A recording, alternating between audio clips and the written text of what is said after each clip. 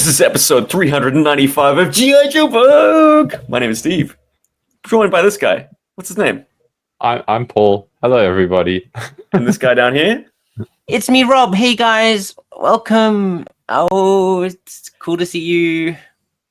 And our format for the last little while anyway, a couple of years now, is every even-numbered podcast, we like to focus on a specific toy that we all have. Every odd-numbered podcast, anything goes, man. Goes. Yeah. The agenda is crazy. It's whatever the hell we want to make of it. Burning topics. Sometimes we'll tackle, like, the news. But I like things to be timeless here at GI Joburg. The news doesn't always interest me. There are plenty of podcasts that get their teeth stuck into latest releases and stuff like that. I've got up my very short sleeve a quick fire topic, a long fire topic. I don't know, a topic that we can let the back end of this conversation dominate. I know that you guys have not got any kind of inclination as to what it could be, and that's how I like it. Keep you guessing. You'll learn, just as the listeners will learn, what my secret topic is. But it should be fun. What I want to know, though, you boys have been at a Comic-Con not too long ago. You were there together. What a delight. Physical contact between me and Yes, Paul. high fives were had, fist bumps, all those things. Was it rad? It was absolutely It was rad. Well, Yeah. what an it's one of the things I look forward to every year is going to Johannesburg for Comic-Con Africa.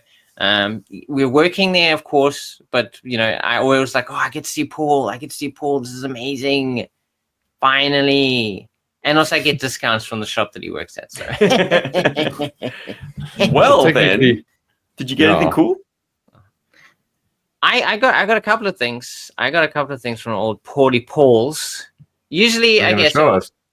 Okay, yeah. Let me show you. Okay, Show us. let's do this up front. Show us So and the- tell us for the listeners. Okay, absolutely. So this year, normally I would buy Gundam from Paul, but this year I felt like I need to get something different. I get to sink my teeth into something interesting and new that I haven't sunk my teeth into before. So I actually got something else. It's this amazing sticker. Wow, I got a free sticker. Isn't it amazing, guys? For It's from warp.co.za. the Warp. So you Correct. guys No. do Warhammer. What else do you do? Magic the Gathering, all that sort of good stuff. no, Warp is just The just Warp is Warhammer for very now. focused on Oh. Warhammer. Yeah. Like Warhammer tote bags. Whoa, I got a free tote bag. It's amazing. This is probably the coolest tote bag I've ever seen. Because look at this. It's huge. It's bigger than my head.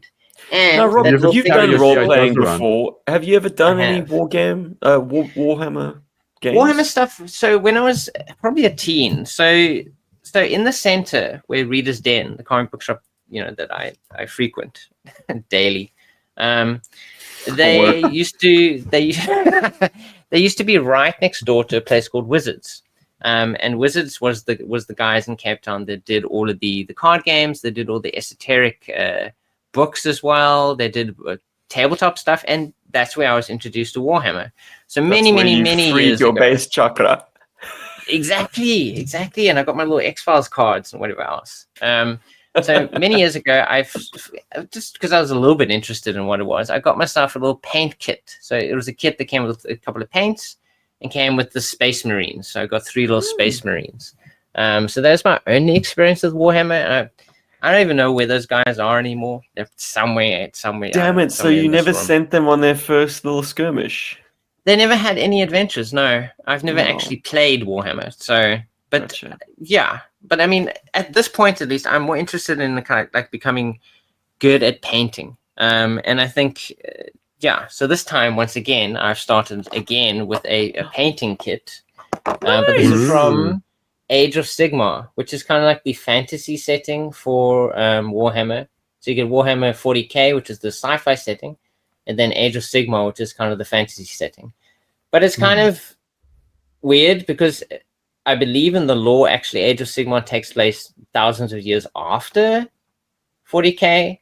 So technically, it's like a super sci-fi but fantasy setting. And these are some of the good guys, and they come with a whole bunch of pates. They're the Stormcast Eternals. They're basically like little like armored dudes. I suppose they would be the Space Marines of Age of Sigmar. Yeah, I suppose you could see it that way. Yeah. Yeah. Actually. So I got these guys to kind of like get my teeth sunk into like painting and stuff. And Paul also advised me on like, it was like, oh, yeah, you could just dump them in bleach and then you can paint them again or something. Or was it Not Mr. bleach, Min? I think he said Mr. Mr. Muscle. Min. Mr. Muscle. Or methylated spirits. Mr. Muscle. Yeah. All methylated spirits. So I got that from Paul. And then also got this as well. This is what I want to kind of build to building and being good at painting with. So this will take a little while before I get to it. But this thing, what is he called? He's the Swamp Boss Scumdrek.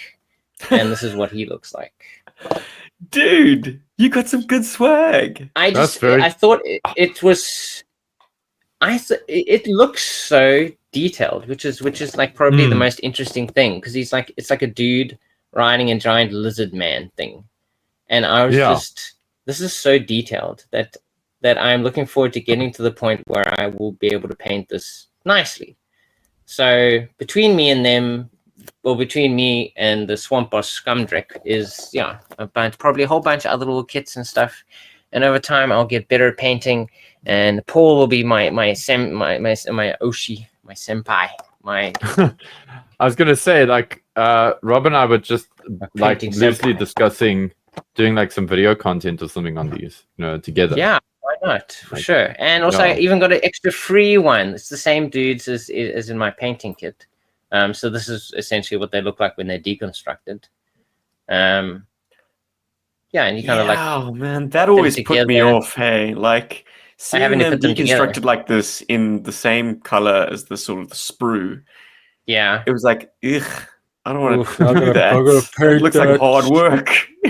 Well, Before you that's- can have a functioning, cool-looking toy, it's got to go through you this gotta ugly take it duckling apart. phase. Well, which is probably why, I mean, Gundams were so interesting for me and you, Stephen, when we discovered them, because they came in the proper colors they were meant to be in. Yeah. You kind of just pop them together and there it was. You're as done as you need it, as you could want to be. You didn't have to paint them at all. The two types of people in the world, man. The people that build the Lego kits and then put them on their shelf, and the people that get their fathers or brothers to build the Lego kit and then play the shit out of them. I don't want to play with it, please. But yeah, so that was the No big points for buying guessing thing.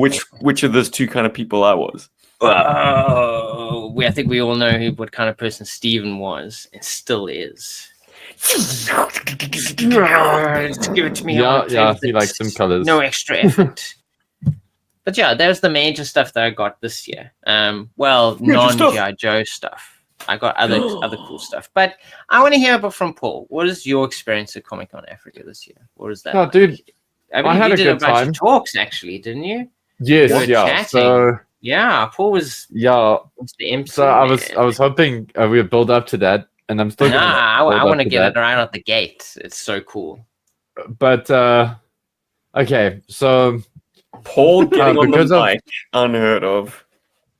because because of Gunpla SA and the Warp sort of being like entities now, and then with my experience with the Nexus for like the last 20 or so years, And in being in pop podcasting. culture and podcasting, and also actually, and I'm saving the coolest one for last, and for being part of GI Joburg and being a GI Joe fan and avid toy collector, my voice is seen as kind of important, I suppose. Hell It yeah. feels weird to say that.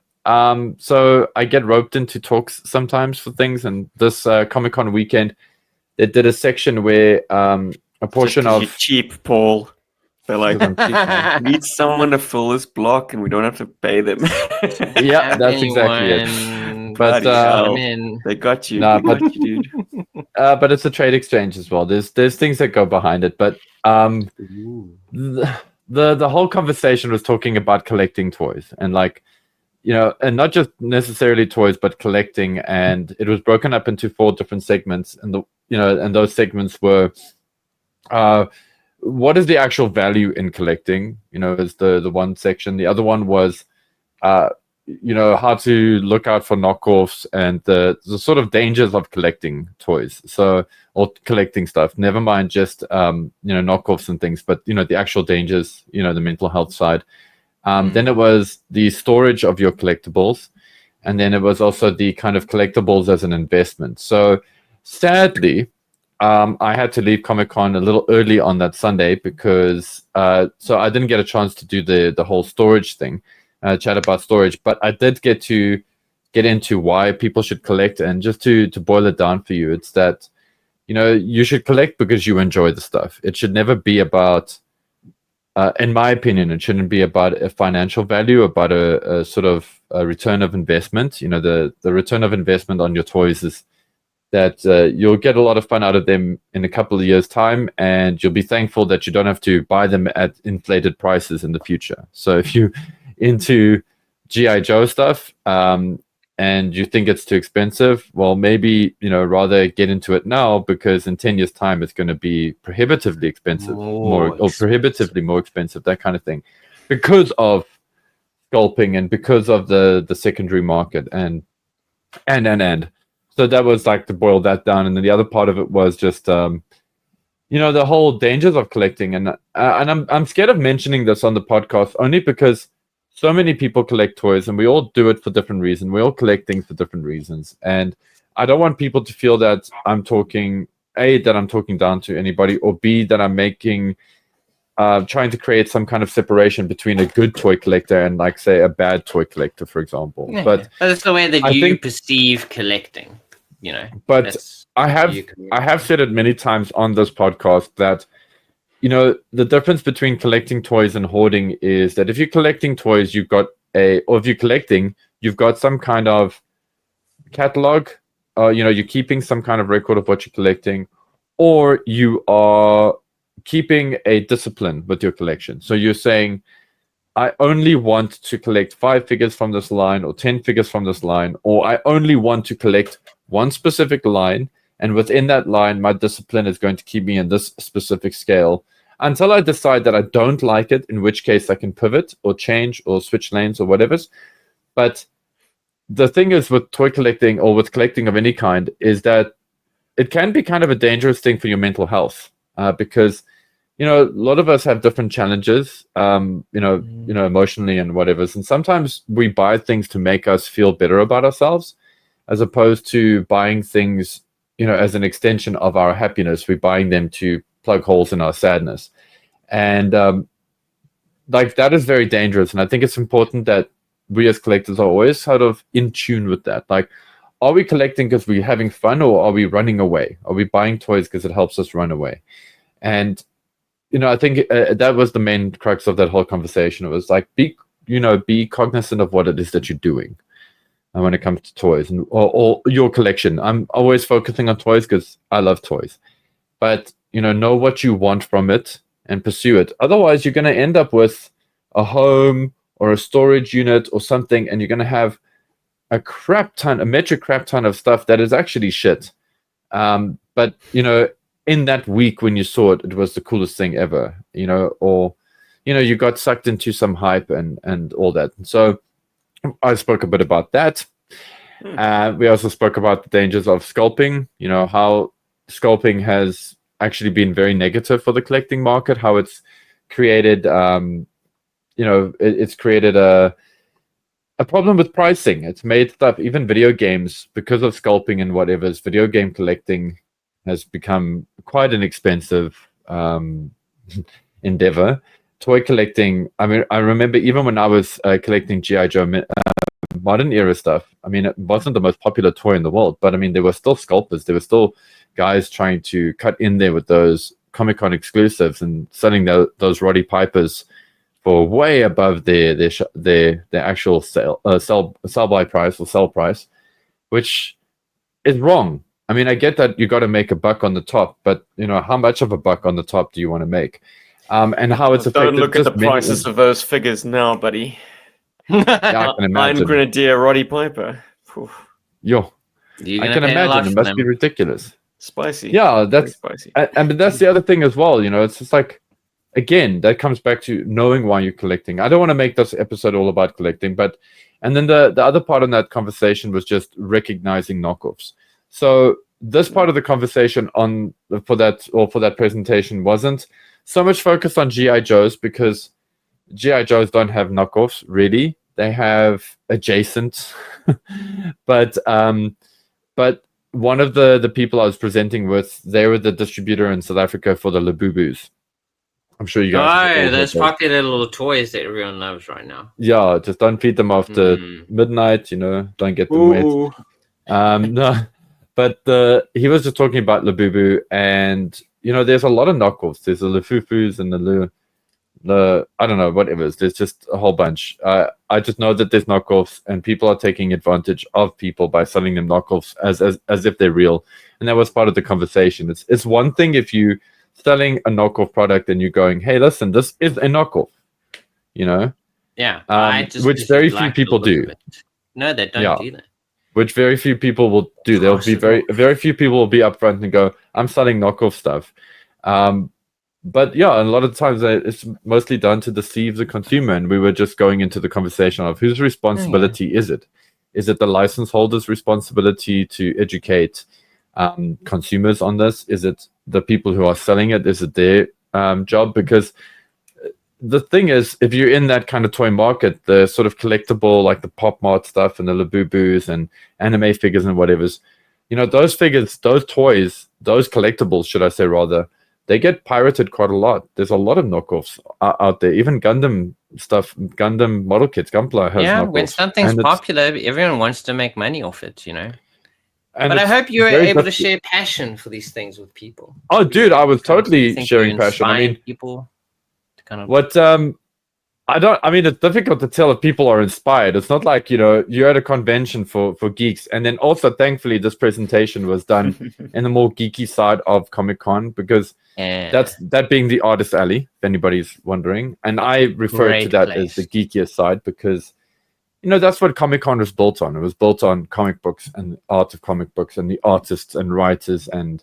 creators of comic books, not TV series. I know that's kind 100%. of part of it now, but it was cool to deliver that there. So this wasn't the kind of crowd that was gonna like stand up and go like, yes, we did it. Amandla, we love this. Oh, you did it. They were all like, we understand. But yeah, the passion for it definitely came through. I know that because I would often segue into GI Joburg and like how cool it, how great having a podcast has been for collecting. Because it has helped me stay focused on what's important in collecting. It's made my collection very relevant because, it's something that is now sort of etched into perpetuity now, because Rob, Steve, myself, we all have these stories of when we got this figure, and it's there, it's in the episode. Oh, I got, low light version 2, it's so great to have the 90s version, or I got like Tiger Force Shipwreck, aka Marujo, that's there, and that's given my collection, at least for me personally, it's given my personal collection this like reverence, and that's been great. And then, it goes without saying, but the amount of people and listeners who have helped us build our collection, that's been magical, and that's made the whole collecting thing really amazing. And also, I spoke about playing with your toys, like how that's really important. Yeah. And I mentioned things like International Backyard. I mentioned the play motions because I want people to like do that kind of stuff. But anyway, enough about me and that whole chat. Yeah, well, welcome to all the new listeners from Comic-Con Africa. If you're new here and you joined us from Comic-Con Africa, leave us a comment on YouTube. Yeah, leave us a like. That would be great. Tell us how cool it was to meet Paul in person, and how much you want to see maybe all three of us at one of these Comic-Cons. Wouldn't that be amazing? That would be amazing. Get a little GI Joburg Comic-Con. I think that'd be wild. Guys, don't joke. I can always make a GI Joburg booth on the Nexus Hub stand. I literally just need to ask for it. There we go. There we go. Next year, we have our own little GI Joburg space. I think it could be quite interesting. So It wasn't all talking and all that stuff. I think Paul and I had a lot of fun overall. Got to hang out one night with him and his build force. We had a fantastic dinner at Spur, the national food place of South Africa. It's Native American themed, so of course it's the national food place of South Africa. So yeah, we had an awesome night together. We chilled, we hung out afterwards. I got to sleep over as I always do one night at Paul's. On the floor? Yes, absolutely on the floor. It's still by choice, but it's still the most comfortable floor I ever slept on. I don't know what it is. I think it's the woodenness of it, so it does kind of have more give to it. Plank. No, the floor itself is wooden. So I put like a little blanket down and then I sleep on top of it. I'm not saying it's the best sleep I've ever had. Obviously not. But it is not uncomfortable. Like it's comfortable enough that I can sleep on the floor. And somehow it works. But while I wasn't sleeping at Paul's this year, so normally my boss gets us into some sort of Airbnb. But this year we ended up staying at a hotel, actually very close to the convention center, which was probably... it was so convenient because we literally got up 40 minutes before the show opens, got a little fast food before the show. So that was probably like a huge difference this year. And I don't know, I think staying in a hotel is great fun. I'm sure a lot of people that do it a lot do not have a great experience in their hotels, or they're just like, oh, I'm just in a hotel. I thought it was fun because the last time I was in a hotel was with these two guys in America in 2018. So that's the last time I was ever in a hotel with anyone. This time it was maybe a little less scary because I think I don't know why, but maybe we'd hyped ourselves up a little bit or made ourselves a bit scared. But I was very scared in the States. Like, how do you lock this door? Like, how do you prevent people from getting in here at night? Like, how do you stop them from kind of like infiltrating your space? And yeah, I think we were pretty secure back then. But this time I also did exercise safety. Especially because the first 2 nights in the hotel, the entire hotel was filled with preschool kids or primary school kids. So the entire hotel was filled with kids of probably like 9, 10, 11 at the oldest, just doing their own thing. Teachers trying to keep control of them, just trying to like manage them as best they could, and failing. Because these kids were making noise until past 10 o'clock every single night, those first 2 nights. And the noise was varied. They're shouting at each other, they're screaming, they're running up and down. Apparently they're doing cartwheels. And because they think they're taken over the entire hotel, they would end up knocking on our doors, thinking like, oh, my friends are in this hotel room, they must be in here too. So you get little knocks on the door, like kids like thinking like, oh, we're my friends, they must be in this hotel. And we're like, no, there's a stranger in this hotel room. You don't have to. Please stop knocking on my door. I'm trying to like, do stuff. But yeah, I had a very fun time staying at a hotel. Yeah, it was a very fun experience to come back every day and like, oh wow, the bed's made and there's new towels. This is fun. And there's chocolates on your pillow. No chocolates, unfortunately. But there was a new soap every day because it was this tiny little box. Because you were pocketing them. I'm gonna put in my luggage. No, well, the first night I did that, actually, no, Glenn, my colleague, I went with, he actually the one that gave me a soap because I was like, this soap is tiny. I don't know like how far I'm going to get with this thing, like showering. It was a tiny soap, but somehow it worked. Yeah, but yeah, really gets you to those hard to reach places, man. It can, and you'll never get it out because it's so small. I mean, like, it's just, I guess I do need a new one. Thank you for replacing it. Yeah, so staying in a hotel was awesome. And eating lots of fast food varieties as well. We got to see a lot more of Joburg, I think, than we've ever seen before. Because normally we kind of go from the convention center, we go back to our Airbnb, we stop at maybe some shopping center there. I don't know what it's called. So, I don't know Joburg. But we kind of got to see a lot more of the south of Joburg. And it was actually kind of nice. We got to go to see Southgate Mall. We went to, I think, another shopping center possibly as well. I don't know. But anyway, it was fun. So I really enjoyed the overall experience of being in Johannesburg. And even got my sister some things this time because she absolutely loves local artist stuff. She loves cute little things, which ended up making me buy myself some cute little things because I was like, okay, I guess I'm here now. I might as well buy some stupid, cute shit. and More support swag. local What'd you get? artists. What'd you get? Well, so I got a couple of stickers. So these are all from the same person. I don't remember their name, unfortunately, but they're kind of like they're just Yes. silly little cute stickers. So there's a kind of like a magical cool crow. art. Yeah. There's a kind of like a Care Bear, be kind, damn it. There's a radish. Are these things called radishes? Yeah, that's a radish. Yeah, Turnip? keep growing. I think so, Turnip. yeah. When you're feeling sadish, keep you got growing. your radish. So they all have little positive messages, and there's optimism. There's all like frog with a rainbow. It's great fun. All right, where are you going to put these cutesy stickers, my boy? For those, I'm going to wall? probably... Well, not on my wall, no. I'll probably end up putting them on my tablet somewhere, I think. Either probably on the back. We used to Or put actually stickers on bedposts, on walls. Like, I remember distinctly putting them on the underside of a double bunk. You know, so you on the bottom bunk and you're like just so you could see them. Yeah, I'm pretty sure I did that too, actually. Because for some reason, at one point as a child, I also wanted a double bunk, even though I was an only child. I was like, I had that thought too. of being able to like choose to sleep at the bottom or the top, like every night was a great adventure for me. So for a while, I also had a double bunk. Sticking stickers and everything was the best.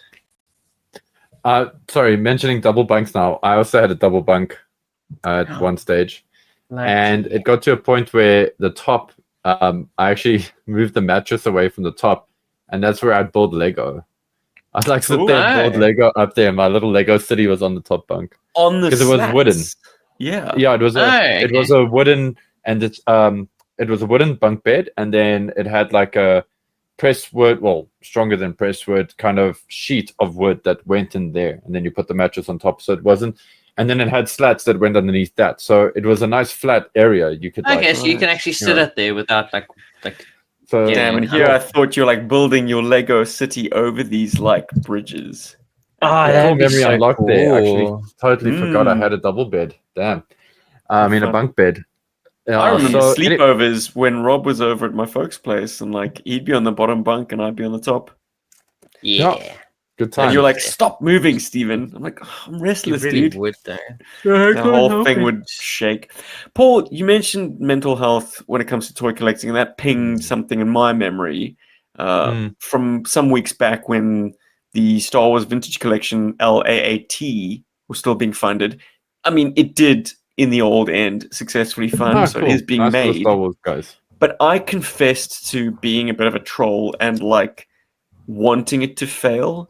And this did get the ire of at least one commentator. I'm sure there are other people who thought, Jubs, come on, live and let live, pal. Let people have fun.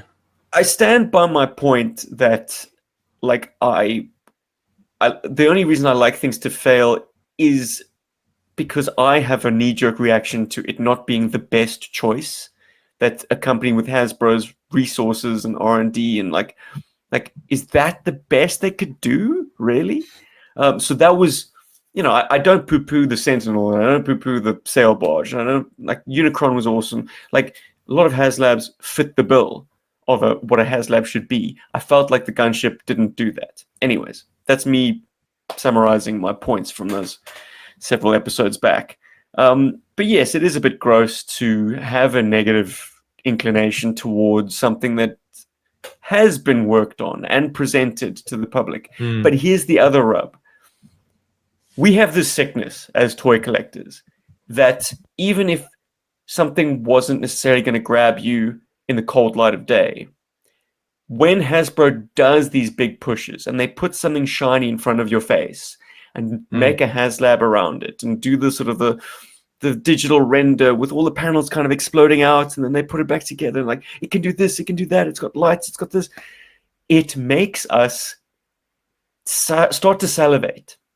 And like a Pavlovian response. It's like, this new shiny thing, I want it. And that just starts to develop, like, over time and throughout the course of a HasLab fund period, it just builds in you till this fever pitch of like FOMO.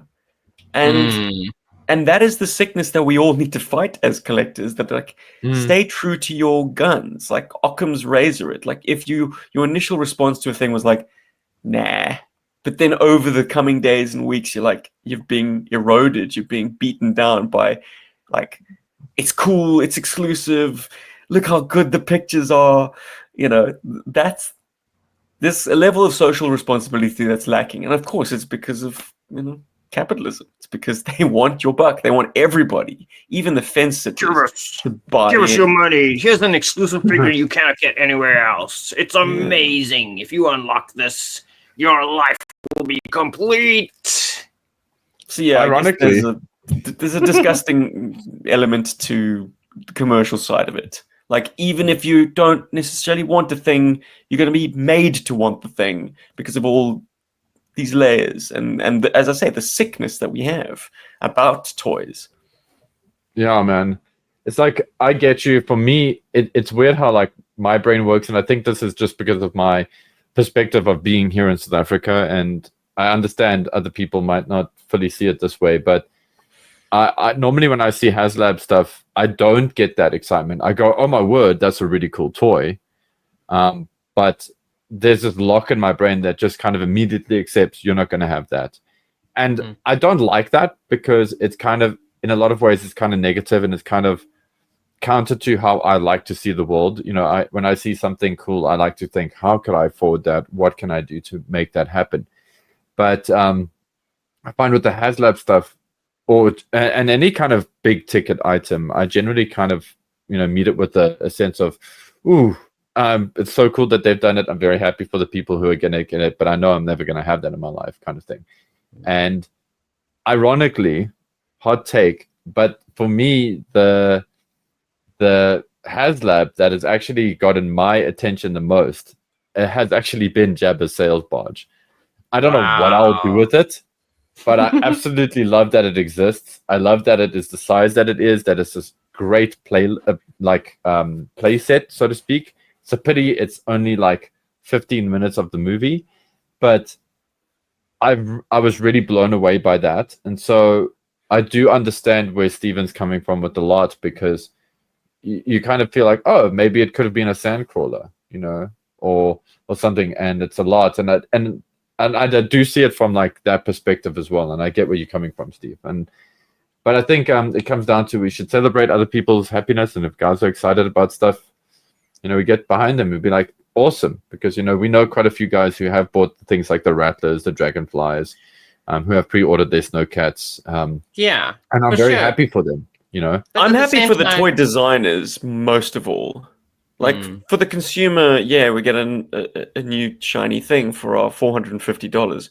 But for the guys that worked on it, to them, this was the logical pick. This was a winner. This kind of won in their discussions. Like, I'm sure they put up multiple options, and this is the one that came out ahead, and they put a lot of love into it. So to not have that love, like, thrown back in their face, that's a win. I like it when toy designers get rewarded for their hard work. Yeah. And HasLab kind of gives you that like immediate affirmation that, yes, the public does want this thing that you cooked up in the lab. They do want to see it. That's why the Lego guys eat so well. I don't know if you're familiar. The Lego fans and the Lego, I've heard of Lego designers. Well, I'm sure you have heard of Lego, but they have this side to their business where guys actually pitch ideas. Like Joe Public pitches ideas. They build them up and they put them up in a race, and people vote, and Lego vote for it internally, and then it gets turned into a set. Great example, the Lego DeLorean, which is a set I own, was put into production because somebody was like, here's the idea, here's the concept, sold the hell out of it. It won, and they made it a thing. And for me, I think Lego has really hit the most healthy part of crowdfunding, as a corporate, as a big AAA kind of corporate entity. And I think Lego, I think HasLab or Hasbro could learn a lot from that. I think a lot of toy companies could learn a lot from Lego when it comes to that, with their branding and how they interact with their community. Wow. But, you say that, and then the Death Star comes out. Yes, and yeah, but it's funny, But that's the thing about collecting, the right? exception that proves the rule, like generally, I think Lego people are very happy with all the Lego stuff that comes out. And yes, as you just said, the fact that people can pitch their own ideas and it goes through an entire voting process until that idea, at least once a year, something created by fans, chosen by fans, is added to the legacy of Lego. But obviously, to fill people in, Rob, what is the criticism leveled at the Star Wars Lego Death Star? So the Death Star, I think it has several. I think that probably the biggest one. It is the first Lego kit ever to cost over $1,000. So it hit $1,000. So not only that, a lot of people are saying it uses too many stickers. So there aren't as many unique parts to this set, even though yes, it comes with apparently thousands of pieces. The minifigures themselves are not as unique as they could be. There's kind of a lot of like part reusage where like the legs or the arms and stuff are very identical and not unique and different. The scale of the thing, I think generally people are quite happy with that. It's quite big, but the way that they've decided to display that scale by essentially taking a slice out of the Death Star and shoving everything into this essentially very thin slice of Death Star, where you kind of get all of the different places you can possibly go in the Death Star in this little slice. I think some people feel like it's too much. There's too many things in there. And also once you remove all the figures and stuff, it's a lot of spaces. There's not a lot of variety in what's going on inside the slice of the Death Star. Lots of gray rooms. Yeah, just a ton of gray rooms. It's a lot of repetition. The little play features aren't as good as they have been before, apparently. I've watched a couple of videos. Apparently the chasm jump that Luke and Leia do has been done better in other sets.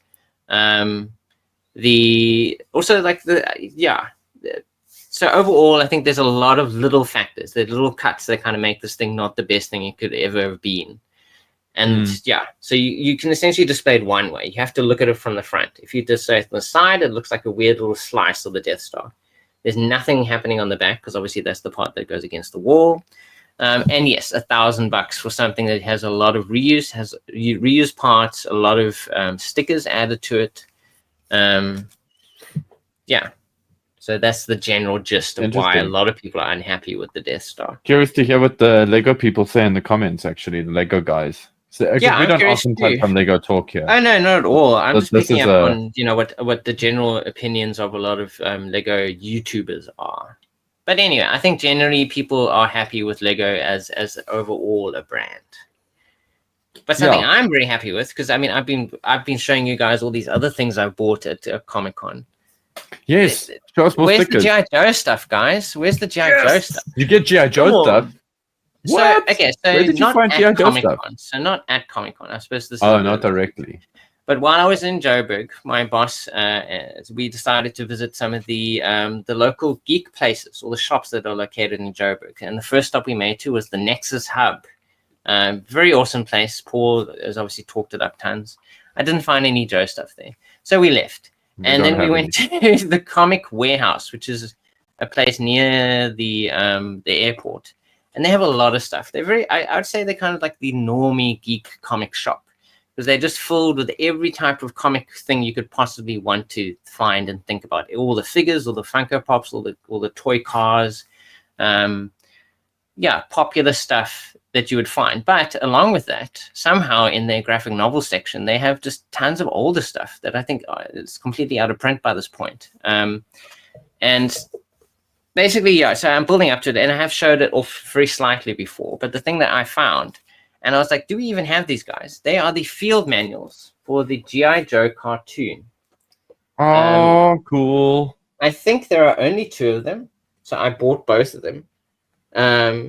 So basically, it kind of has sketches. It is filled with sketches based off different characters that you and items and objects and things that you find in the cartoons. Specifically, the Sunbow cartoon. I think the later on Volume 2 maybe eventually touches on Deke stuff. But I just want to remark on how it's funny how the GI Joburg member who likes the cartoon the least has this amazing book. Carry on. So and obviously you see some very specific things from the cartoons. Like there's this I'm showing on screen now the Mobat, and there's a little write-up about the Mobat. But then it also has a feature that it uses, I believe, in one of the episodes, where it kind of spider walks up a wall. Mass Steven? Device, the final episode of that miniseries. So basically, the entire book is just filled with beautiful sketches and pages of just little tidbits of information about the characters and how they were perceived in the cartoon themselves. So there's 2 volumes. There's volume 1, model sheets, and then volume Very 2 cool. as well. Yeah, model sheets. You see volume 2? So you kind of get to see. So you do get to see a lot of the stuff. And Season 2. So Serpentor. Wow, we see Hydro Sleds. Did they make an appearance in season 2?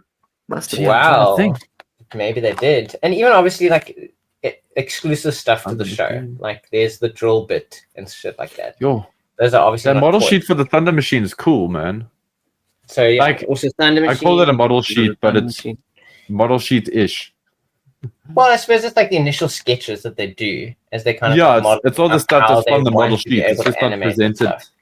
Yeah, it's not presented Was the way the key artist still Russ Heath in season 2? Like, did they credit Russ? So with the first volume is done by, well, both volumes by Jim Sorensen and Bill Forster, who I assume are the editors and compilers of these things. So they don't attribute the actual artists because... Well, in the first volume, you get an introduction, a foreword by Russ Heath in 2012.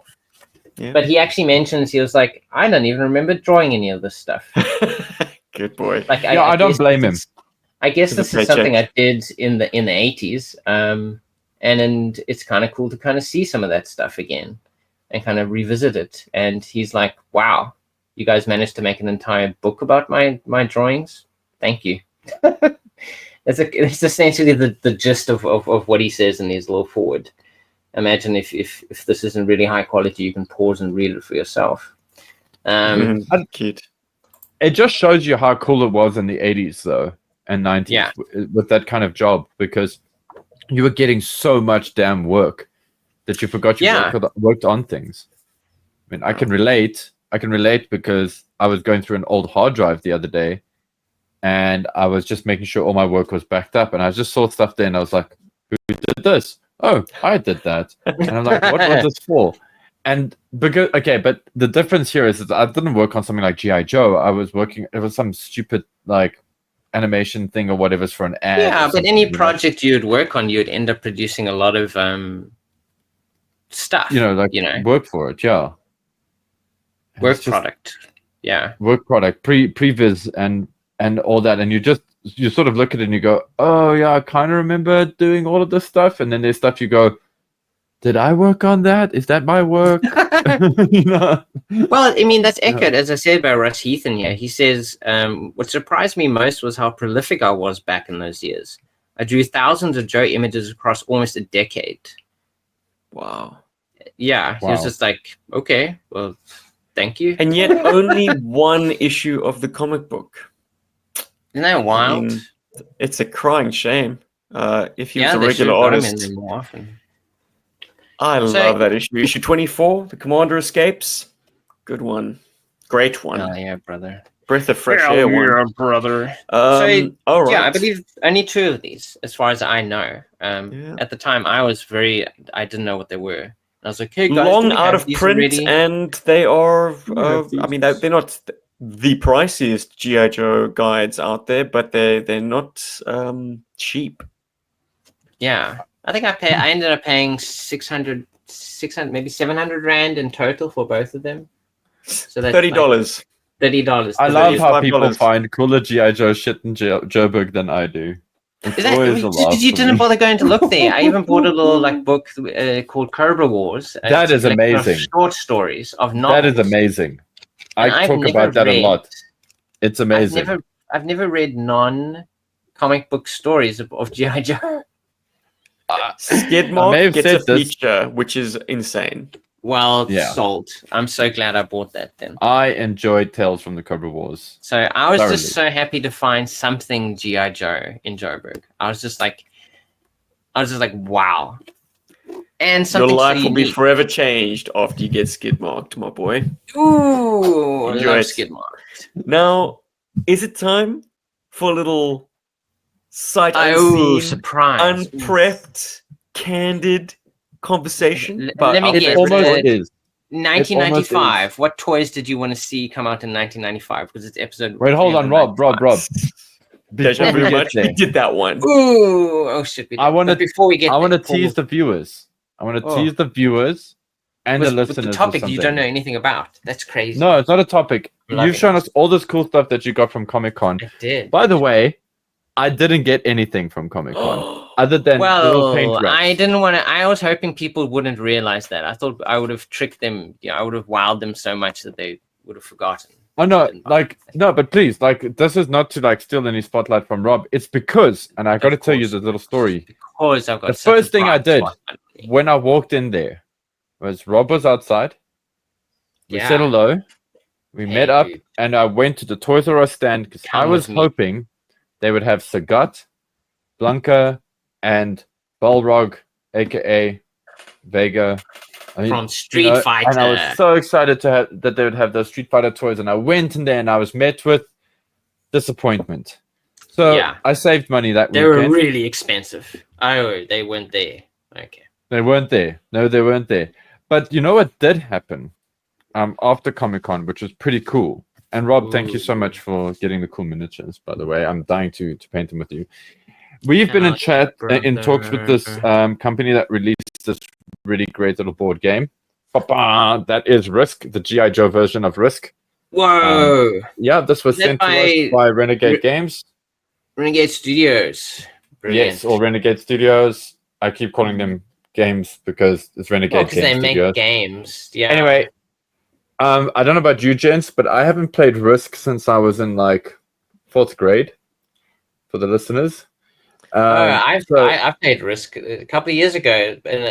Because this is a branded version of Risk that Paul has now, and obviously Yes, Joe branded. But I've played a bit of Risk, And it is an advanced copy.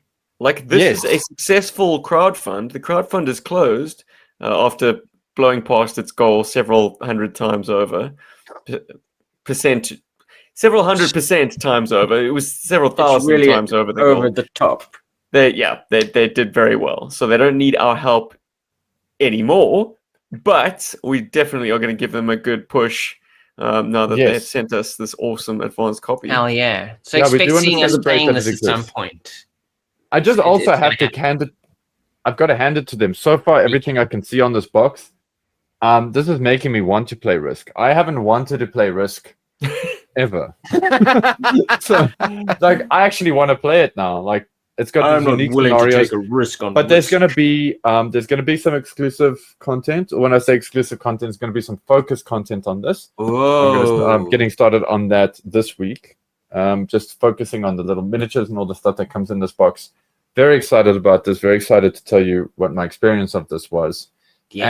And would love to find a way to be able to play this game with you guys over our. Well, as long as there's over nothing that Discord or needs to something. be hidden, we could definitely do that. Yeah. You just kind of set up a camera that shows an overhead view, Mm. and then as long as we're able to kind of communicate to you how we want our pieces moved, I think we can definitely make this happen. Paul, just bring it to Cape Town, pal. Oh, there we go. Problem solved. But it has Steven got is mission coming into modes. Cape Town in less than 2 months. So you come in 3 months. I'm sure there's some kind of thing online that's some kind of I don't want to say AI generator, but just a random generator that we can play against that can decide to make moves, and we can all band together to make moves against. Don't worry, Paul. Me and Steven will save, so you can come down. Don't worry. I'm going to save my money. So I'll pay for a flight for you. How much is that? 500 rand? Cheap, right? Cheap. What, to fly down to Cape Town? Yo, it would be nice if it was 500 rand. Yeah. Okay. But for now, that was just a little bit of a tidbit. There's a little nice bit of little titillation, future. should I say? I wanted to almost say tit and say tit at least 3 more times now in this episode. You have to have at least Steve, 2 tits. blow us away with this sneaky topic. People are salivating. About time. Let's talk about something deeply rooted in GI Joe. Ooh. Come and take a little virtual tour with me to some of the key locales of our toy line. we're going to talk in episode 395 about GI Joe bases. Whoa! I don't think we've ever done this before. I don't remember ever speaking about bases before. So the rule is we're going to talk about terrestrial bases. So not the flag, not a Cobra mothership. And we're just going to do GI Joe for now. We'll maybe do Cobra at a later stage. I mean, trawling the cartoon series for all the various Cobra temples that are in existence is going to be a bit of a chore. GI Joe, fortunately, there are a handful of key locations. Kicking things off, Day Dot, 1982, Marvel comic. It's the Pit. Comics. This one is located the Chaplain Assistant's motor pool on Fort Wadsworth on They Staten named it after Island. that podcast. They did. And it is a subterranean base. Very unassuming. You've got one motor pool, no, you've got two motor pool buildings and a water tower on top. But then beneath, you've got the first level, all the heavy equipment, tanks, howitzers, jeeps, then computers beneath that. Beneath that is the training level. The place for Rob to sleep. There. Hey, 5 or 8. Is that 5 or 8? 15. That's 8 Robs. 8 Robs. 15. There we go. Yeah, it's The like fourth there's a level mattress safer. is the living quarters, and the fifth level is the generator and sensitive computer equipment. I love these sorts of like plans because like as a kid I always loved drawing like 2D like underground bases. I don't know why. Yes, Elliot and I have just gotten into that as well. Like any page that is, lined foolscap paper, Yeah, essentially just start becomes this kind of designing. like sub basement. You've got a scene playing out on the top level, and then beneath it you've got like stairwells and little characters sort of So fighting it out. We in are all the corridors. same. Dude. Amazing. So the pit one. Let's call it pit one because there will be multiple pits in this list. But the pit one is exciting because it is so clandestine. It's so unassuming, and it's seemingly in plain sight because this is Staten Island. New York City is just across the water, right? New York City. So it's perhaps of all the GI Joe HQs, this is the most like urban. Yeah, almost like the rest are all out in secret deserts. based. Yeah, it's like there's a chance that you can be discovered because you're so close to like civilization. As a result, it caters to a relatively small number of personnel. Like you could probably fit maybe 3 Mobats inside the motor pool, maybe 6 Jeeps, maybe a couple of Hells. The living quarters, for my money, there are only 1, 2, 3, 4, 5, 6, 7, 8 suites. 9. 9 suites. Okay, so if each of them is a sort of double bunk, it's not the first time that's come up in this podcast. That's 18 Joes. Yeah, 18 enlisted Joes. I guess the officers would get bigger quarters, though I'm not seeing where. So. Maybe they stay off-site. Or they're hidden in the plans. That in case so no one forces can. got Oh, there's a planned. top secret room there on the 5th level. Maybe that's where they sleep. Possibly. Yeah. The top secret chamber is right next to the classified chamber. That's cute. Love it. Leave it open to the imagination. But man, this is just what comic books really excel in. Giving you a little extra. And this was perhaps the best extra issue 1 could have ever included. What a lovely launching point for your imagination. If you had the toys, the figures, the vehicles, you needed some digs. And this gave you an instruction manual. Like you could hollow out your backyard. No, I'm thinking mainly kids would have used their cupboards. Bookshelves. Yeah, or cupboards. Yeah. Take all the stuff off the shelf and then populate it with rooms and training centers and vehicle bays. I know I certainly did that with my cupboards. Yeah, same. And it gives you a point of reference as you're reading the comic. It's like you see them in the, like fixing their vehicles, and you're like, oh yeah, that's just one level below, Yes. used to great effect in issue 3, the Trojan Gambit. So we didn't get too much internal action in issue 1, just a briefing. And of course, Hawk's arrival and sort of descent into the training area. Then issue 2 was set in the Arctic, so no base action, or very little base action there. And then issue 3 was entirely this bottle episode, where the Joes are fighting this giant robot invader, basically. Though it didn't need to invade, it was kind of brought in by the Joes themselves. Anyway, it comes to life, and they do battle with it throughout the entire pit headquarters. And you get to see these key locations. Like it's hiding in the swimming pool at one point, and it's ascending the stairs at another point. Do you know the progress it's making as it goes through the story? It gets tossed down the heavy equipment elevator at another point. Like, I love it. So clever. It's a great beginning, and I do love how detailed this map is of the pit one. Beautiful. Oh my goodness, where are we now? This looks complicated. So this second image that I show is the pit 2. Also, same location, Staten Island, Fort Wadsworth, but after a Cobra attack. And this is after they kind of rebuild it.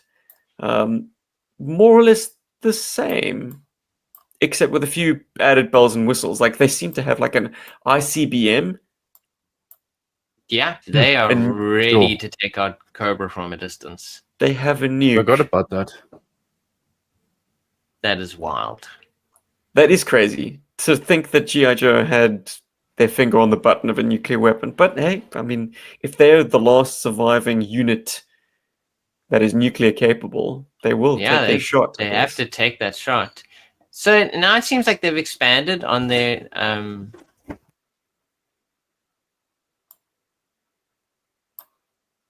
What is that, Rob? We may have lost his audio. It does look like they've the last thing he said was they've expanded. So I think he means the personnel area. Yeah. Yeah. And this map then individuates like the various equipment because back in 82 they didn't have an APC or a Dragonfly. But here we've got an APC parking bay, tank parking bay, jeep parking bay, and a helicopter landing pad, which basically is the sort of breakaway roof the helicopter can kind of ascend through. Yeah, and it looks like it comes up as an elevator. Yeah. Yeah, it comes up on an elevator, and then the roof gives way, and your Dragonfly can take off. Super cool. But it has the other hallmarks of the previous pit, and that's the training area, the first level having a war room in the middle. The second level. Yes. So as I was saying, it's greatly expanded. It feels like there's more space for them to train and for the vehicles to take up as well at the top. I think it looks more crowded, to be honest. I think it's the same excavation. Like it's the same amount of volume, but it's now kind of more tightly packed. Yeah. Flick back to how open plan the original was. I think they might have excavated further down. There's definitely more depth to there's it. definitely more going down there. Yeah.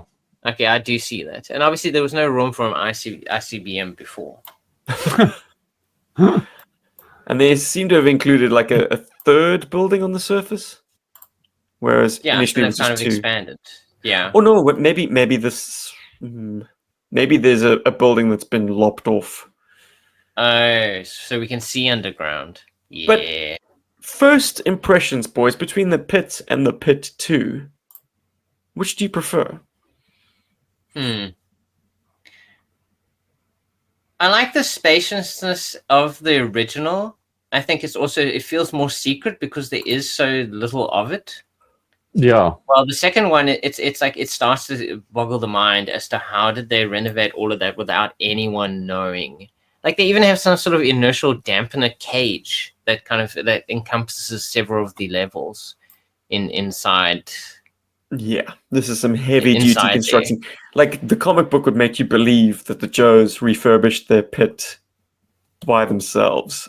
It's like on there, and they designed like an entire thing that's meant to, I suppose, absorb shock and be good against, I suppose, the earthquakes as well as like strikes from above. No, this is would have taken months a lot of of effort. heavy machinery labor. This is not something a couple of guys can do.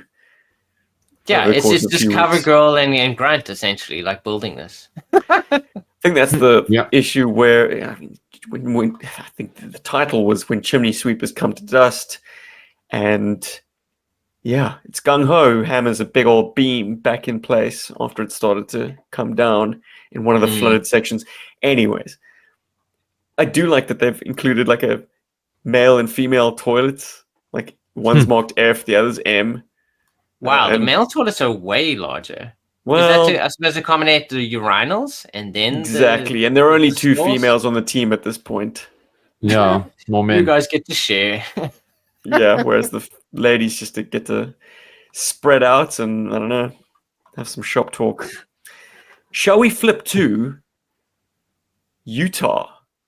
The first of, Utah. Oh, That's no. a big move. our next location next is one. provided by Sunbow, and this is going to get some excitement because this thing is humongous. There, you know where the Joes are in Sunbow. There's no not knowing. This There's no very secret. angular, white, gleaming building rising up out of the desert floor with this glorious red stripe. Like, this thing is beautiful. It's not trying to be clandestine or secretive. It's not burrowed down into the earth. This thing is loud, proud. It's got a gigantic, like, world-ending cannon poking out of the front of it. It's insane. And if you want a little bit of information, I can provide from the GI Joe field guide. Please. Field manual. Yeah, boy. GI Joe headquarters, fully equipped command center. So we get to see how beautiful this thing is. Kind of like little things going on in there. See the detailing of the little command center inside there and stuff that they're doing going on there. You can see people can sit in those chairs. Brilliant. They're not just there for fun. And so they describe it a little bit here. Weaponry. Double-barrel Devastator Mesa cannon. Operational range 41.6 miles. 20mm anti-personnel machine gun. Anti-aircraft laser cannon. Experimental particle beam cannon. Multiple batteries of short, medium, and long-range surface-to-air and surface-to-surface missiles. Defensive capabilities. In full lockdown mode, the GI Joe headquarters can withstand a 5 megaton direct hit and remain buttoned up past radiation subsidence. Subsidence. Subsidence. I'm learning new words. Yeah, so this thing is crazy. So they can be hit by nukes, and they'll be able to survive long enough to wait until the radiation is gone. I'd wager this monolithic slab of armor is bigger than the Pentagon, and certainly taller.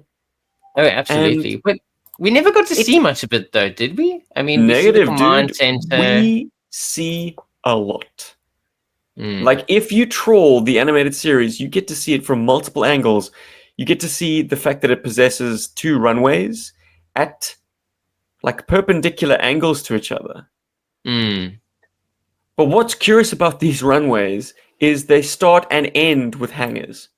So what that means to anyone who's listening along, you got to take off and immediately bank right or left, swerve to avoid the opposing hangar at the opposite end of the runway. And landings are even more hairy because what do you got to come in from the left or the right? Yeah, you have to come in over the top of, and you better make your landing, because if you have to go around, you are going to splat into this. Yeah. That's daft. why they only accept the best pilots in GI Joe. Ballsy. But yeah, man, you've got sort of a big open apron where dragonflies and skyhawks would be parked. And that's all behind the facade of the massive monolithic main building. I mean, it's epic. it certainly requires more staff than there are named GI Joe characters to man it. And to that point, like you've got green shirts all over the show, just popping out of doors and running around through these corridors. And something that's so glorious about cell cartoons of the time, and Paul, you can speak to this, background artists drew such vast spaces, I guess, to give the animators more real estate to play in. But like if you look at the control room, for instance, it is such a tall room. It is unnecessarily cavernous. But it's also but it creates mystery as well. So I love a good interest. 80s cartoon background that's just like technical greeblies. Like why is it all, what is all that surface detail? It's like the inside it's great. of the A wall Death can't Star. just be a wall. There has to be some sort of like cool like stuff going on back there. And So never amazing. change. never change, because it is too cool. I'm in love with I this wonder stuff, but what kid like made a frame to put over their tube television so they could recreate the control room. The G.I. Joe like control there room. must have been some kids who did that. Oh man, just to get some kind of projection on that screen. Like even if it was just static or snow. But like to have all your figures kind of standing around a big screen, I think I would have done that. I certainly have fantasized about it after the fact. Maybe it's time. Not an iPad. Yeah, iPads have kind of taken over the need to use more tube television. Just to throw in like a tidbit there quickly for you. I'm loving that word today. So typically what will happen is the storyboard artist will, the storyboarders will generate all your scenes with the writers, and then you'll, as a background artist, you'll get the light version of that, or they'll do what's called a layout sketch. So you'll get, the light, so you'll get maybe this screenshot, this as a storyboard, but more emphasis will be put on the background. When I say more, it literally will be told foreground shape, background shape. Maybe they will put in a specific screen or something if it's going to be like an important element. But then you, as a background designer, are then tasked to design this to make it interesting. And so you'll see where Stalker and I think that's is that Breaker? Yep, that's Breaker. You'll see directly behind them, there's actually a lot less detail. It's only on the left and the right to kind of frame them. So that's what will happen is in that layout sketch, you'll at least know for a fact that's where the characters are going to be animated. So you need to find ways to tighten up composition. Yeah. The use of vanishing points make this background so cavernous. I mean, it's brilliant because it gives it three-dimensionality in a 2D art form. You've got the subject so close and so detailed and so like in your face, and the background kind of receding and dithering into this. As I keep coming back to it, it's like a freaking inside of the Death Star, just massive, far vaster than it needed to be. But there were more intimate spaces. Not Hawk's briefing room. That's also enormous. High ceiling, tall windows. You can just imagine the scale of this building. If one of those windows is like basically two dukes standing like head to toe, and yeah, that makes guys comfy on the couch over there. You doing all right? Massive. The rehearsal dance formation in that room. But as I said, there are more intimate spaces, and I love this shot from 20 Questions with Hector Ramirez, something that Mark van Leeuwen has featured in one of his lovely coffee table books. Just great to see the Joes in their time off in this kind of orange-colored rec room with Spidey playing on the big screen TV and Scarlett's reading what looks like a Spider-Man comic book. Spidey's getting a lot of love in this. I love that. I don't know if this was the same for you when you saw this, but it always reminds me of Super Friends. Sure. Where, and I was expecting that bookshelf to turn around and the coffee table to flip over and all those things, like to turn into their secret base. It kind of feels like... Could be wrong, but wasn't Spider-Man and His Amazing Friends Sunbow cartoon? Yes, it was. Yeah, it was. It was Sunbow and Casper. Yeah. That would explain it. That's why they were like, we can totally use this and not get sued. Totally borrowing his pad, man. And borrowing his likeness too, because as I say, Spidey's on the screen. Spidey's buff. Nice. Yeah, okay, so Pit 1, Pit 2, and the Sunbow animated series headquarters. Like, can you order them in your Esteem? And for simplicity's sake, collapse Pit 1 and Pit 2. This basically, are you a comic book guy or are you a cartoon guy? Cartoon guy. Oh, this is tough. It's a tough game. It is tough. It is tough. I'm gonna go. Let me open let me do the opening salvo then. You did. I love a subterranean base. The only time I've spent playing Minecraft was literally to dig a hole in the ground to build a subterranean base that was also linked with a subnautical base. They were adjacent, by the way. Yeah, that was the coolest thing, and then that game completely lost excitement for me. I have enjoyed all of these kind of games where you build exactly that, like the Fallout shelter, where you also build levels down. I'm fully in love with the subterranean lifestyle. That subterranean life is great for me. But yeah, I same. Right, but the cartoon HQ for me, it's because of all those beautiful background paintings. It's because of all of that visual interest. It's very much alive in my mind. And for as much as the subterranean thing is surreptitious and maintains its top secret airs, which I love. I do love that GI Joe's got its balls out in the cartoon, and it's like, this is us, yes. And so for me, I'm all about that Sunbow HQ. All about that. Yeah. Well, I'm sticking with the Pit. I think being underground is awesome, and I like the realism of it. Like, it feels more real to me. Like, I love the cartoon, but definitely of the two, I prefer the realism of the comic book Pit. It's kind of like it's a secret space. This is where they plan things from. And yeah, I think I enjoy that space more overall. It feels more GI Joe to me, having not. I mean, I'm only now discovering the cartoons, guys. Only now I've got the field guides. That's how much little I know. I need to read books about the cartoon to understand. The GI Joe gods are smiling upon thee. Yeah. So yeah, Pit all the way, son. There was, of course, a third Pit. Ooh. This one built in Utah. Under the 3 Quonset huts in the desert. Yes, and you choose the right one, and that's the one that was guarded by Spirit, and he sat on a little carpet. That's right. The middle hut had the sort of, I suppose, personnel access to the pit, but of course, in the desert floor itself, you have a heavy access ramp, which you could move tanks through. You could even launch a Defiant from that ramp. Like, that's how big it was. This is the Pit on a completely different scale. And completely destroy the ecological diversity provided to us by Utah.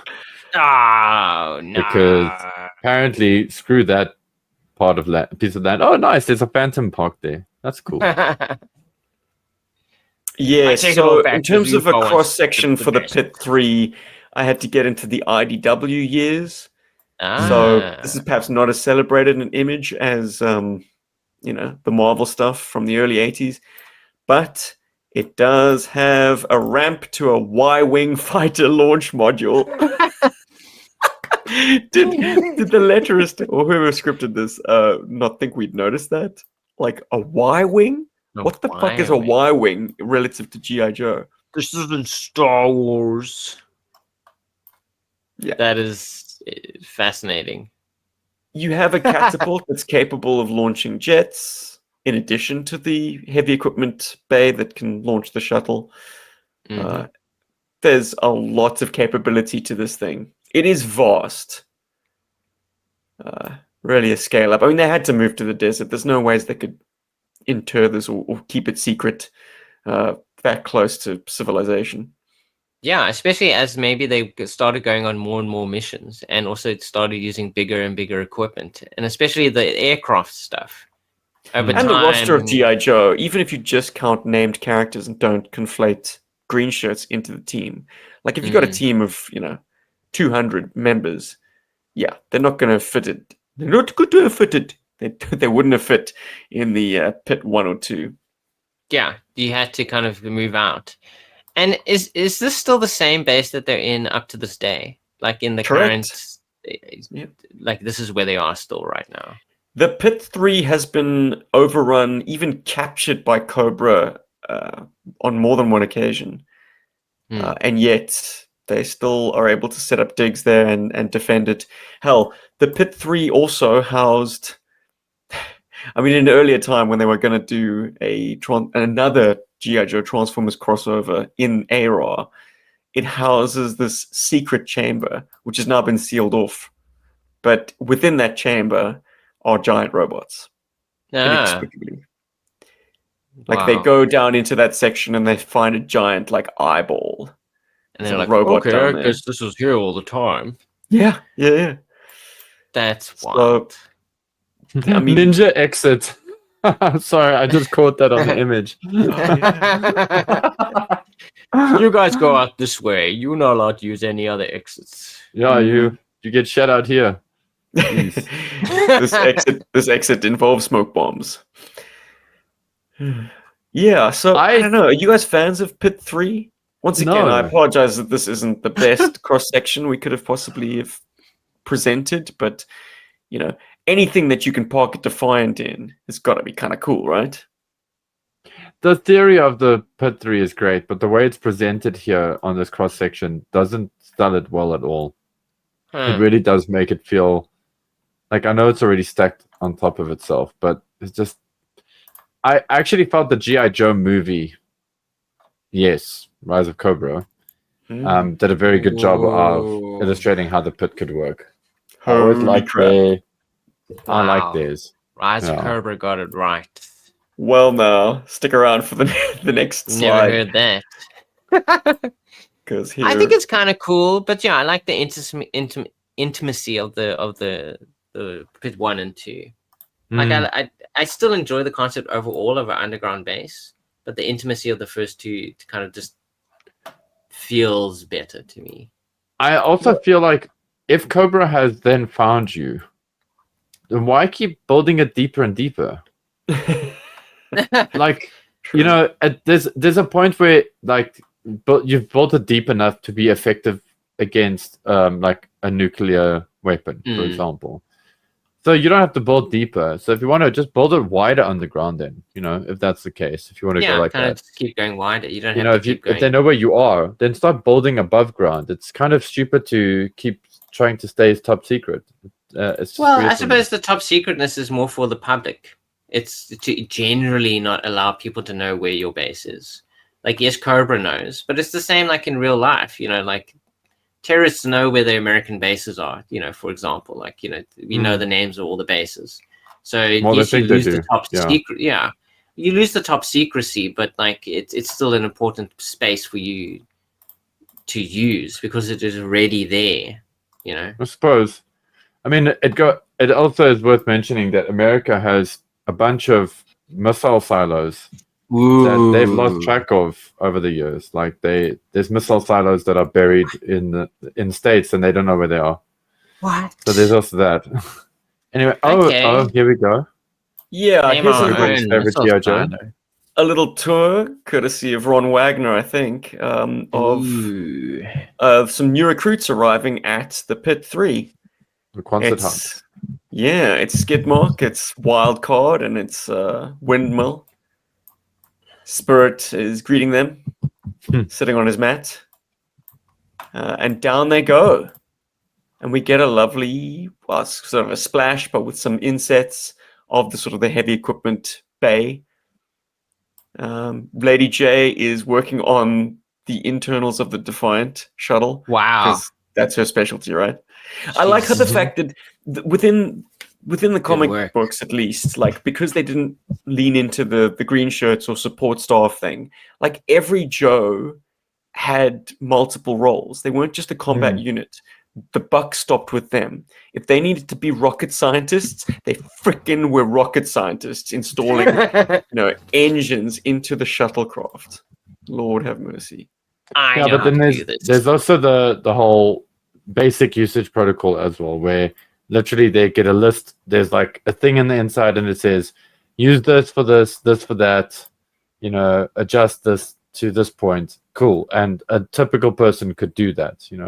And because they're GI Joe, at least they can bank on the efficacy of this quality of soldier to do the job properly. At least you can get a specialist in to fix the important stuff. But Okay, but because maintenance is they could do. Yeah, well, look, it's just lovely that like the Joes themselves, you're not having no-name guys coming in to do this stuff. Yeah. Like, everyone's working, and you could effectively recreate that with your action figures. You didn't need a bunch of green shirts. Where are the 'cause green shirts? Yeah. I don't have those toys. Exactly. And the Pit 3 was my first GI Joe base. AC/DC. Is it Falcon? So- I mean, Akadeka. Raptor. Sorry. We constantly were playing out the Spoilers. Pit 3 getting overrun by Cobra. Yeah. Like that was a play pattern, because my first comic book issue was issue 130, and Cobra invades the pit in issue 130 with the Battle Android Trooper version 2s.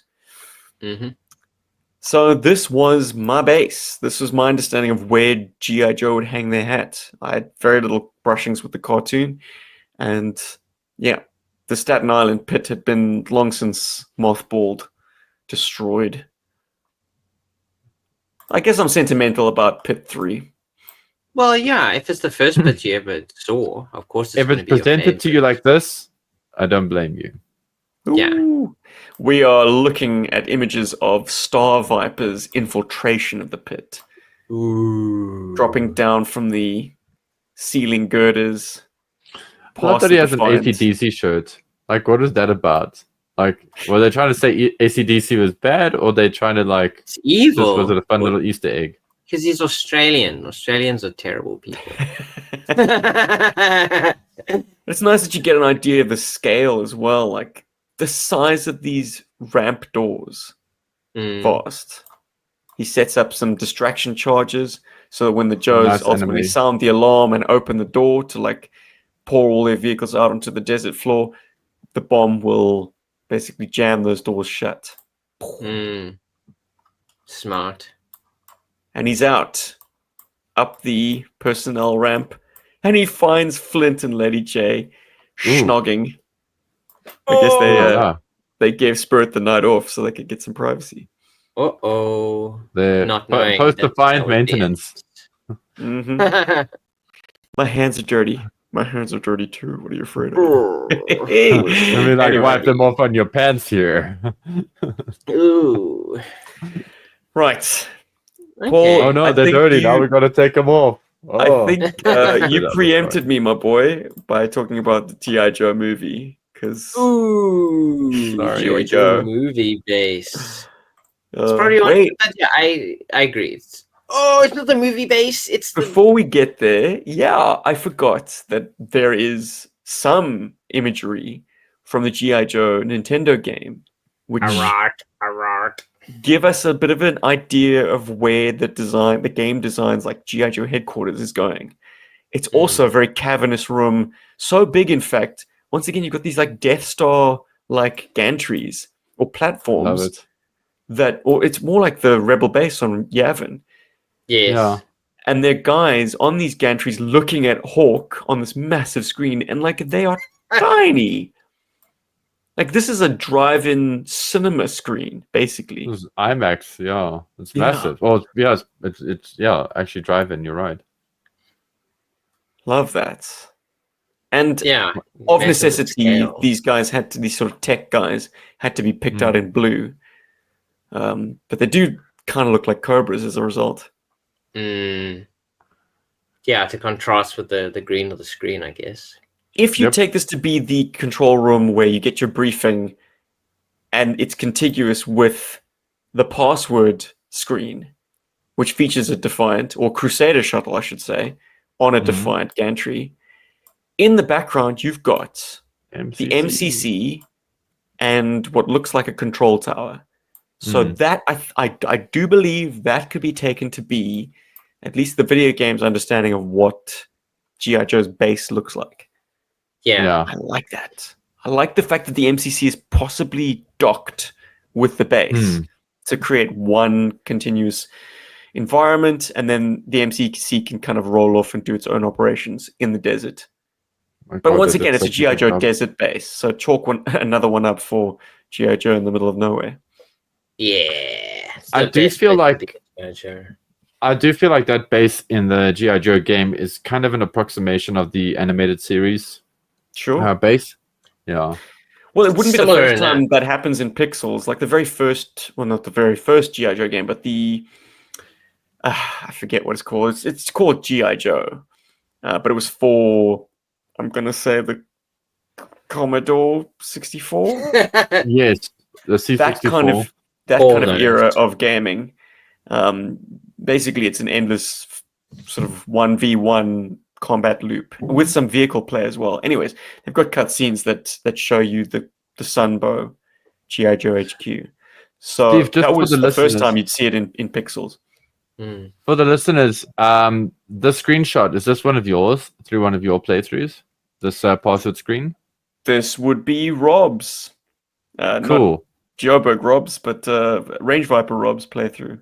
Yeah. Oh, okay, sweet. No, because there's a password on the screen, and I thought maybe guys would want to check it out. So.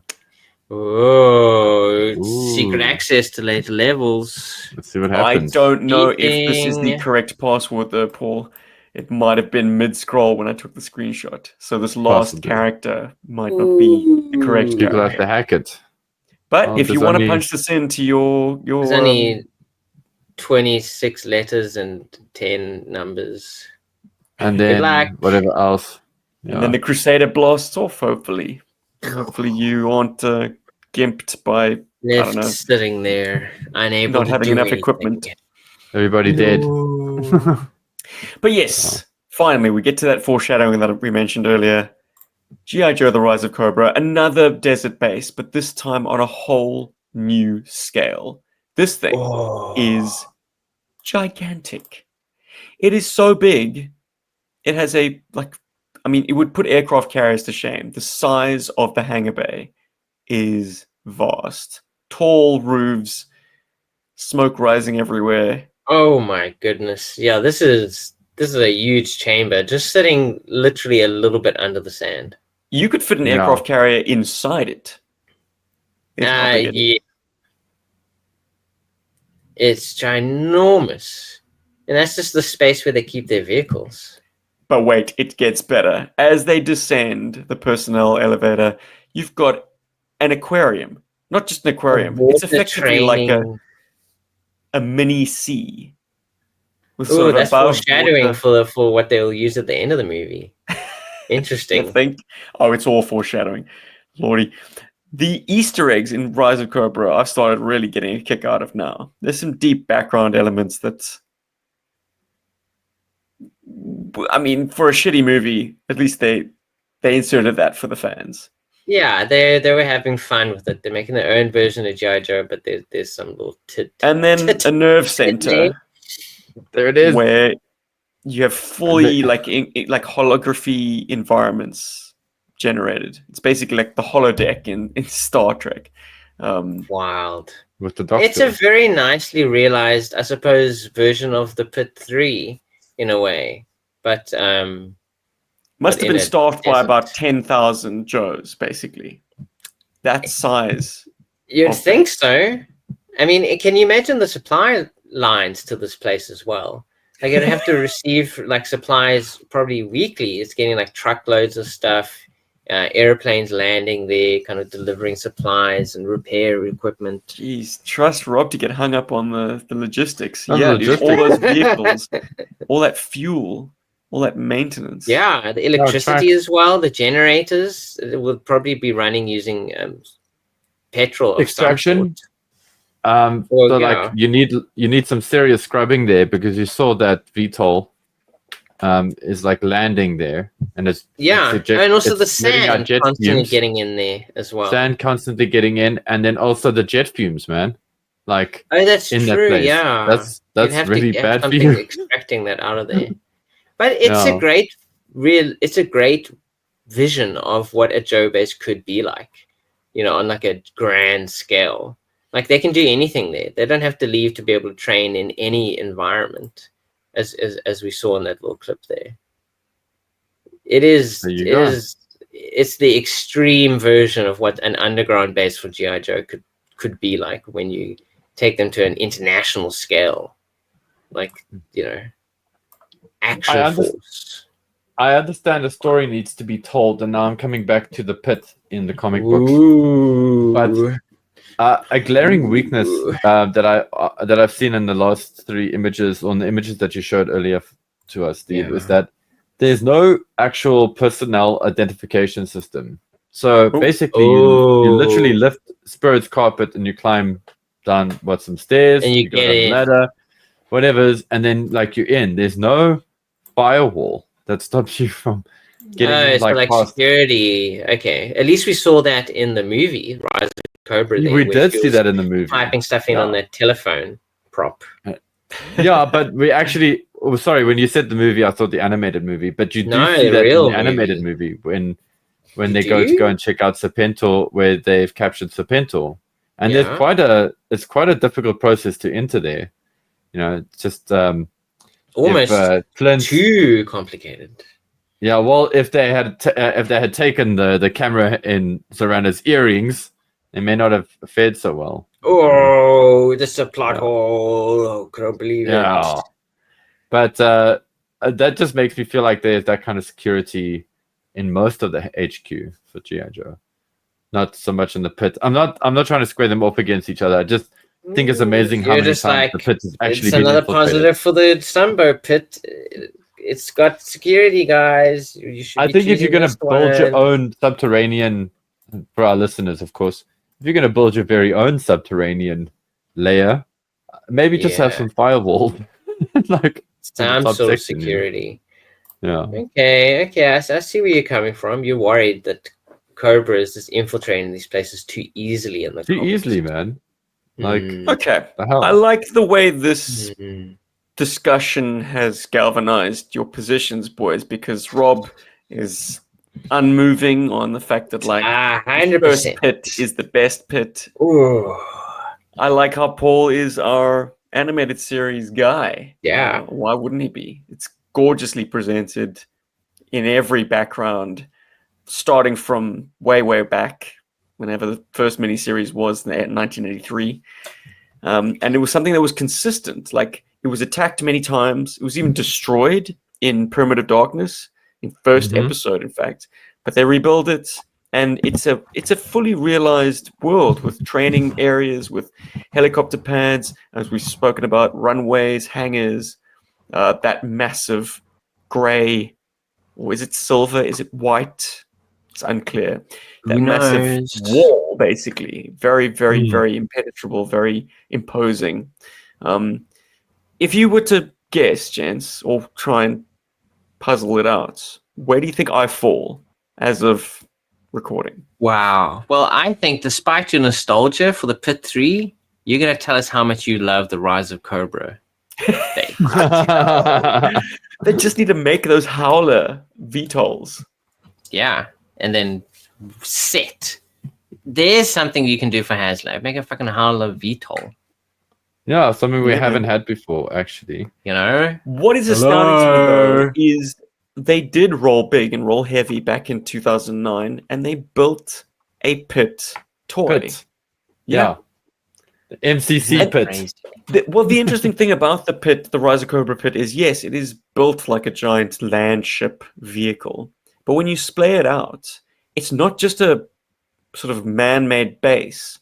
There are topographical elements to it. It is trying to evoke the movie pit in that it's got stalactites. It's got bits of rock face. So you are being encouraged to create not only this sort of the computer section and the crew areas, but also parts of the cavern that you could have those mole pods bust through and assault. just like in the movie. And I have to admit, guys, when I grabbed that clip, I got sucked in, man. I just wanted to pause the rest of my day and watch that shitty movie. Keep going. I love that shitty going. movie. I've said it before. It has a charm. Ooh. It's not even so bad, it's good. It's like, this is the fun one. This is the one where G.I. Joe was fantastical. They're really... Just balls to the walls, just throwing it out there. Just like, we are G.I. Joe. batshit crazy. Yeah, the pit, of course, it's got a giant, like, aquarium in it. Swimming pool. Yeah, I mean, like, it's crazy. Like, this whole water training center. Yeah, and of course the wild. final battle is like a submarine battle under an ice floe. I mean, it's just balls out the bathtub crazy, but Okay. I'm so grateful we have something like that. Yeah. Something Yeah. that didn't take itself too seriously, because Like, there it unfortunately is. the next movie was a reaction to that, and then Snake Eyes was God knows what that was supposed to be. Something Oh, else, I wow, guess. that. But Which Rise also of has its Cobra, moments. as I say, it's the fun one, and it gave us things like that to talk about. Okay, in so you're $3.95. confirming that the Rise of Cobra is your favorite G.I. Joe base. You heard it here first, guys. I'm not confirming because I'm swerving. Ooh. And I've got to say that as of Oh. 2025, the Joe base that really gets my full attention and I delight in just like puzzling it out and how I would construct one of my own has got to be Sunbow. Whoa! Yeah. Steve cartoon. Dun, dun, Wow. dun, dun, dun, dun, dun, dun, dun, dun, dun. Mind What is it blowing. about the base in the first? Because I guess it's not subterranean. Because it's all Wow. on surface. What you see is what you get. If ever I live in a house that has access to a desert, I'm gonna go out there and I'm gonna, in my backyard. dude, I'm gonna be pouring concrete. I'm gonna be making this, at least the floor plan of it, and then like taking cardboard and making massive, massive structures. I mean, they don't have to be functional. I don't need to get into the intricate greeblies of like base Yeah. details, but As long just as to it be able has to, the shape. yeah, to be able to build out Mm. the hangars, be able to build out the main structure, be able to Well, plop you know, that cannon right into that crazy thing. I mean, I've seen 3D print files, STL files, that you could basically print this structure at any scale. I mean, Wow. depending on how big your 3D printer is, I guess. It's well, it dude, excites there me. is a ginormous outback. You can start building this whenever you want. Yeah, Just take a trip. Just just every gotta other move out day. into the bundu, into the Yeah, sticks. exactly. You know, build yourself your little basey in the middle of the outie. Basey wacy. Yeah, I don't know. It may change. I'm currently Well, I doing mean, a I reread of guess all the ARA books with I can Ben see where Flying you're coming Retro. from. You know, the cartoon base feels more uniquely GI Joe. Like the concept of an underground base it's not unique to GI Joe. So I can kind of see where you guys are coming from, but I'm definitely going to stick with the comic version. It's just the idea of being underground. It's so peaceful, you know. It's like There's a merit in both, to be fair, and there's a no, merit in you have to merging choose them. one or the other. No, Yeah. like I can. No, I can admit that I'm yours happy with kinda above cool, but ground. not that cool. No, I'm down with above ground Sunbow GI Joe base. I'm all for that. You know, when its Yes. greatest enemy is being underfunded by the government, and then it's only got like Sky Strikers with no missiles. You know, I'm down for that base. That's Fair great. enough. Fair enough. Bureaucracy Guys, is the real enemy. We have spoken Comic Con. We've spoken GI Joe bases. This has been a bumper episode of just us chatting. You know, Yeah. we've showed you that we have GI Joe Risk coming. Like, how cool is that? We have GI Joe Risk. Do you guys like Risk? Have you played Risk out there, guys? Let us know. A real American Hero at gmail.com. You drop us an email or drop us a comment down below in the comments. And let us know which your favorite GI Joe base is, Yes. and And why why it's So the that Sky USS Tan can flag. infiltrate it. Oh, yes, the flag doesn't count. We're talking about terrestrial bases, right? Sorry, guys. There are rules. If you Dun, said dun, dun. the flag, we're deleting your comment because that you didn't listen to what we said. You Blocked. didn't listen. I have some new shit that I'd love to talk about because it makes me so happy. I love it when you know you have how new shit. at the top of the podcast, Paul was talking about collecting and basically setting limits for yourself. Like, don't Yeah. go Don't go crazy and just crazy. buy everything. You don't Set need every yourself- single figure in a line. There is something so Limit. satisfying about like having a goal and achieving that goal. And today, Yeah. I got it's an achievement somewhat. The Kenner What did you Sci-fi achieve? Baddies collection. Basically, Yay! Whoa! I My wanted to get goodness. myself a Cyberdyne Systems Model 101 from the Kenner Terminator line. I wanted to get myself the Scorpion Alien from the Kenner Aliens line. Best alien. And then I wanted to get I think it's a Renegade Predator from the Predator line. These three sci-fi baddies kind of just being toys of their time make me so happy. Of course, they've made better versions of these since, but these were like date dot. These were the first toys, and they are so toyetic and immediately pick up and playable. You don't have to worry about scratching paint because they've all been scuffed. They've all been through play times already before they find their way into my hands. The articulation is basic but very sturdy. No broken joints on these boys. I can let my boys play with them. I can play with them. I can enjoy playing with them. What a delight. And it kind of rounds out a nice little Kenner display. Kenner had some amazing licenses. I got a Cyberdyne Systems cyborg, but I've also got a Wayland Yutani cyborg in the shape of Hyperdyne Bishop. Systems. Or Wayland Yutani, yeah. Depending. Yeah. I've got, an alien and a predator, and I've got my favorite Kenner Batman of all time. It's a Keaton Batman, but it's in the animated series or classic blue and gray color scheme. Yes. This The is Norm brilliant. Neil Neil Great. Adams. Adams, Norm Brayfogle, all of those. That era of Batman. Let me explain myself though. Like the Keaton buck and face sculpt, so good. No one can deny that is a great sculpt, and it looks like Keaton as well. And I never really got down with the animated series figures because they're so stylized, because they're so broad chested, and they didn't seem as kind of I wanted a Batman that could fit in well with the Toy Biz action figures that I had, the X-Men figures and the superhero figures that I had on that side of the fence. Yeah. So the Keaton Batmans were the ones to do that, I found. They were the ones. You're the one for me.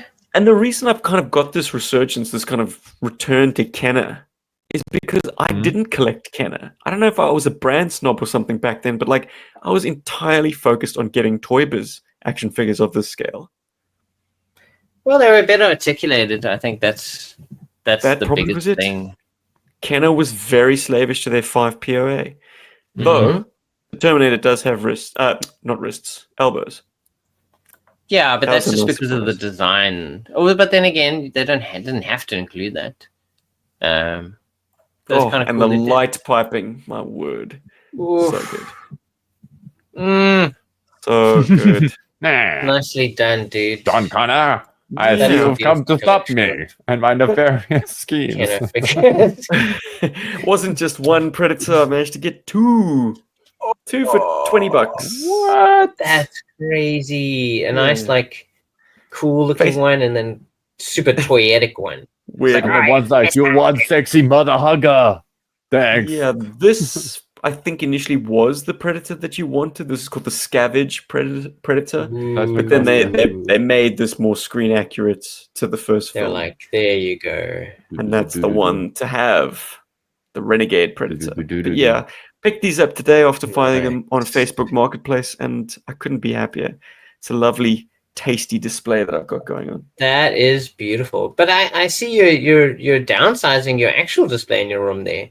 You've already started taking things down. Yeah. I'm gonna sell that shelf tomorrow. Ooh. Got someone coming to pick it up, $50. I mean, it was Okay. given to me, so the fact that I'm flipping it for actual money You're is making money. laughable. That's wild, my dude. Welcome to the first world, boys. Like, you can sell people's trash. Like, search Facebook Marketplace for all the free listings and just flip them for cash. I'll have those, please. I Thank you. am trash. I am 100% white trash. I'm proud of it. But you know what wasn't trash? Episode 395 of GI Joburg. It was a blast. It was amazing. I hope you guys all enjoyed listening and watching us. Like, it was so animated. And did you get any new toys this week? Did you get anything new? Please tell us. Please tell us so much about how much cool stuff you got. Paul, thank you for your commentary about Comic-Con and your just giving back to the community by like. All right, Rob, you've tried to it. sign us off already. Thank you for your diligent work, sir. Thank you for dressing the part. Once again, I need to draw attention. Rob is wearing a college shirt. I am so smart. I even did the little things over here. What are they called? These little buttons on your cuffs. Look at that. Yeah, I could have done it. Sleeves. Yeah, I didn't roll up my sleeves. Next time But I'll wear a tie. only for a tie, dude. Otherwise, don't pinch the collar. Oh god, it's so tight because this thing's like. It's like putting on a 15 years school old. uniform This is now. the first time I ever wore it. All right, you gangsters. See you next week, boys. And thank you, everyone, for listening. If you've made it this far, goodness me. We love all of you. Whew. You keep our coffee warm and our lights on. And our hearts Warm. full. Also warm. Full of Joes. Full of GI blood Joe. and cholesterol. No, I have no Joe. cholesterol. Berg.